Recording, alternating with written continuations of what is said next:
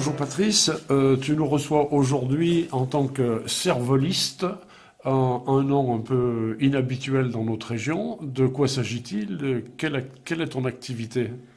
Mais je fais du cerf-volant. C'est une occupation, une passion, et je fais partie d'un club de cervolistes. Ça t'a pris depuis longtemps cette passion? Oh, ça fait plus de 15 ans.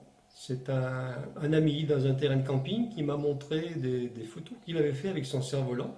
Et je me suis dit, tiens, c'est intéressant, je pourrais peut-être me mettre à faire du cerf-volant pour faire la même chose.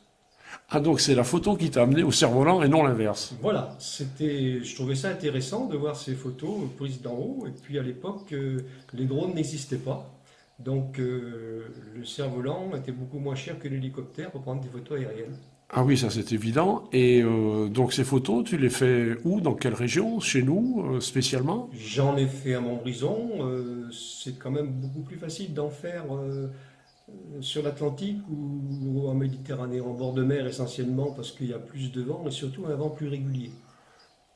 D'accord. Et ces cerfs-volants, tu les trouves dans le commerce? Tu les achètes? Comment ça se passe? Alors on peut en trouver, mais enfin généralement on les fabrique nous-mêmes.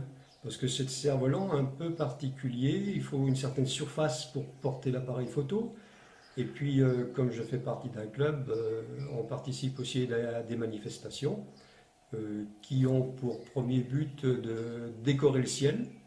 Et on a différents types de cerfs-volants en fonction de la force du vent. D'accord, donc vous vous adaptez aux circonstances climatiques. Tout à fait. Et tout ça, c'est souvent en bord de mer, d'océan? Assez souvent, mais il y en a aussi en intérieur, mais c'est plus difficile de trouver un vent régulier. J'en ai fait à Montbrison, je vais souvent à l'étang de Savigneux pour essayer mes cerfs-volants, mais bon, il faut qu'il y ait un peu de vent et souvent il tourbillonne un peu. C'est moins facile qu'en mer ou quand on a le vent de mer. Là, on a un vent très régulier qui vient de l'ouest et là, on peut laisser le cerf-volant en l'air toute une journée. On met un sac de sable au pied, on attache la corde et on le laisse en l'air.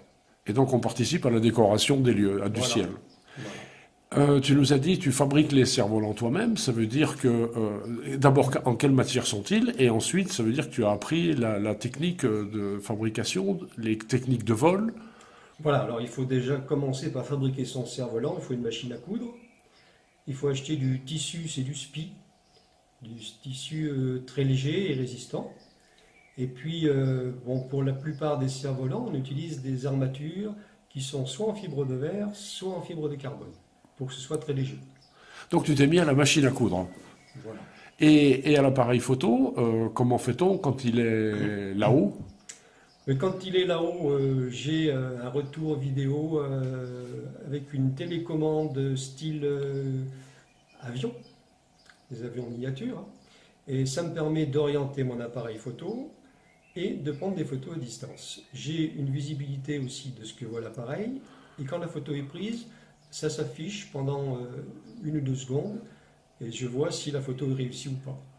Alors, je crois que tu as fabriqué ou adapté le matériel toi-même, si j'ai Alors bien compris. voilà, tout le matériel, ça n'existe pas vraiment dans le commerce, donc il faut se le fabriquer, acheter des mini moteurs, comme pour un avion, comme pour piloter un avion. C'est des petits moteurs qui font orienter l'appareil dans un sens, dans l'autre. La nacelle, on appelle ça la nacelle, le support de l'appareil.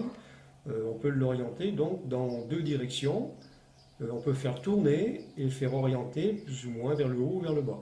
Et il y a une troisième télécommande qui permet de déclencher la photo. Je crois que tu avais un ancêtre initiateur ou peut-être même inventeur de la technique avant, il y a plus de 100 ans déjà. Oui, alors ce personnage s'appelait Albert Battu. Il habitait dans le Midi et il utilisait un cerf-volant en papier qu'il tenait avec un cheval. Il faisait de la photographie avec un appareil photo en bois, avec une plaque, et il ne faisait qu'une seule photo à la fois. Alors évidemment, il n'avait pas de télécommande, il n'avait pas de retour vidéo. Donc le principe, c'était d'utiliser un cordon d'étoupe qu'il allumait, il faisait monter son cerf-volant avec l'appareil accroché à la corde, et quand le cordon avait brûlé, il coupait une ficelle qui relâchait le déclencheur entraîné par un élastique et qui prenait une photo unique. Ah oui, alors c'était vraiment la technologie bout de ficelle, si C'était j'ose bout dire. de ficelle, mais ça date de 1890. Bon, tu nous montres quelques photos voilà, de... voilà par exemple le cerf-volant qu'il utilisait. L'appareil photo, c'est ça. Ah oui, C'est vraiment rustique. en effet, c'est rustique. C'est En un... bois, en papier, en Ah oui, ficelle. d'accord, oui, bois papier, oui. Et il arrivait à faire des photos. Voilà, je crois que c'est la ferme où il habitait. Ah oui. Et cette photo est datée de... Cette photo est datée de 1889. Ah oui, c'est effectivement un Et exploit voilà, pour le voilà moment. les photos qu'il a réussi à faire en 1896. Ouais. C'était étonnant parce qu'il n'en faisait qu'une et avec un déclenchement un peu rustique quand même. Oui, c'était donc un travail de patience. Et, je crois que de ton côté, tu fais aussi de la photo, enfin je sais que tu fais de la photo aérienne, disons, mais je crois que tu as fait des sites bien connus. Oui, bah, ça, la plus jolie photo, je pense, que j'ai faite, c'est ça.